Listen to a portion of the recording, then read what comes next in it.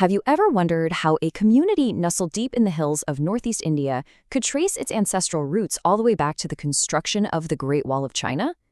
I mean, it literally sounds like the plot of a historical thriller, right? But for the Rongmei people, it's not a movie. It is a deeply profound, multi-generational reality. Welcome to This Explainer. Today, we're jumping right into one of the most fascinating human migrations in history. We are tracing the monumental, centuries-long trek of the Rongmei tribe. We'll be looking closely at the migration routes and mapping out how geography, forced labor, and ancient river highways shaped the destiny of an entire people. Here is our roadmap for today's Explainer. First, origins and ancient folklore. Second, escaping the Great Wall. Third, mapping the river routes. Fourth, Makol to Makalungdi settlements. And finally, becoming the Southern people. Let's start with Section 1, Origins and Ancient Folklore. Think about this for a second. Imagine your entire community's identity being based on the simple fact that your ancestors just kept walking south. In their language, Rong means south and Mei means people. So quite literally, Rongmei translates to people of the south or southerners. Their very name is basically an honorific title, given to them because they were the brave groups who continuously pushed southward to find new, solitary hill ranges to call home. Now, what's really captivating here is the contrast between their cultural memory and historical geography. On one hand, you have this beautiful traditional folklore stating that the supreme god created the first man and woman, keeping them safe inside a mythical cave called Maho Tobe. And when the time was right, a magnificent mithun, which is a large bovine, pushed open the stone slab at the cave's mouth at Ramtin Kaben, letting them out into the world. But then, on the other hand, anthropological maps point to a massive migration from southwest China, specifically an area historically known as Minho or Maho in the Fujian province. You can literally hear the linguistic echo between the mythical Maho cave and the historical Maho province. It's incredible. Moving on to Section 2, Escaping the Great Wall. You know, people don't just pack up and walk thousands of miles without some serious push factors. Historical accounts and oral traditions point to a few massive pressures. Imagine the absolute terror of facing a lifetime of forced labor under Emperor Qin Huang.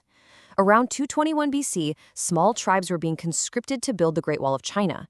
To escape that brutal fate, groups fled southward. Plus, they were dodging intense tribal warfare where stronger kingdoms were exploiting weaker ones.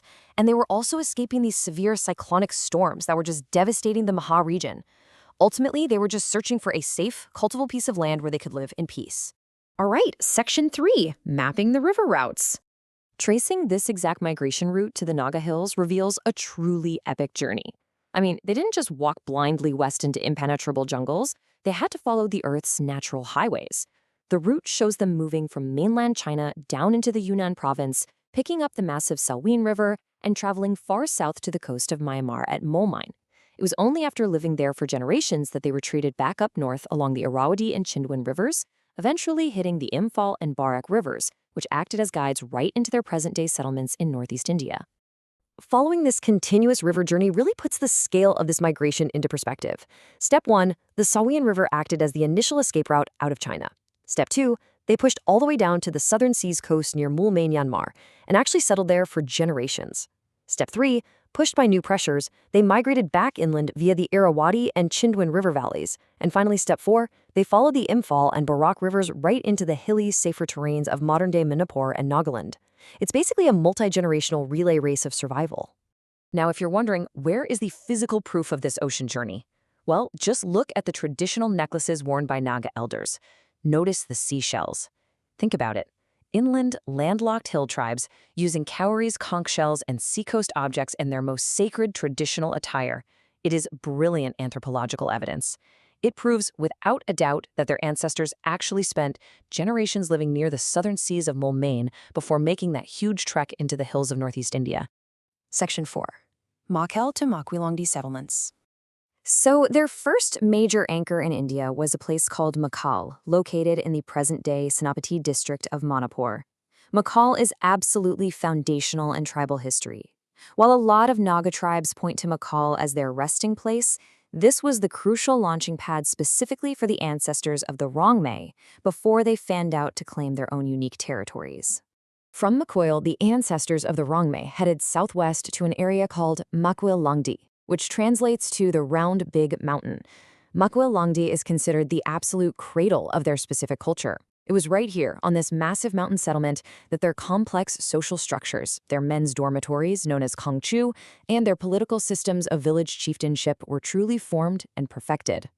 As the population boomed, groups had to push further out, establishing subcenters like Kajinglong, and the lore surrounding this place is absolutely captivating.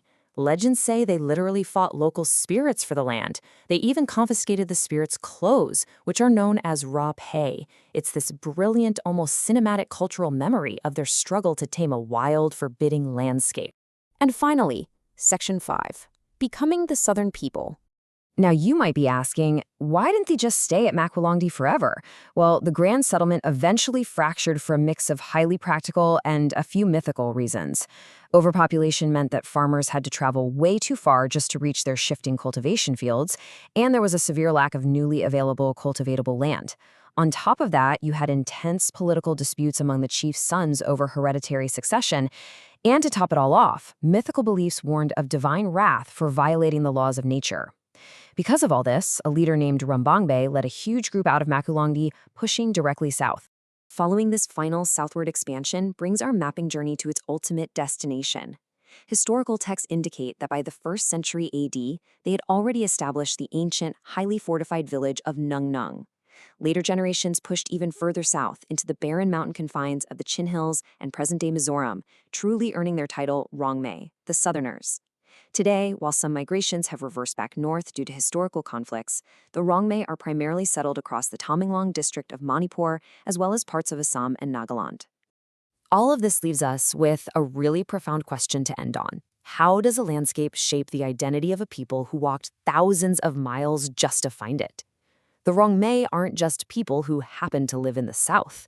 Their entire cultural DNA, from their very name, to the seashells around their necks, to the folklore echoing the Great Wall of China, is a living testament to one of the most resilient migrations in human history. They are a people forged by the journey itself. I hope this explainer has sparked your curiosity to learn more about the incredible histories hidden right there in the hills of Northeast India.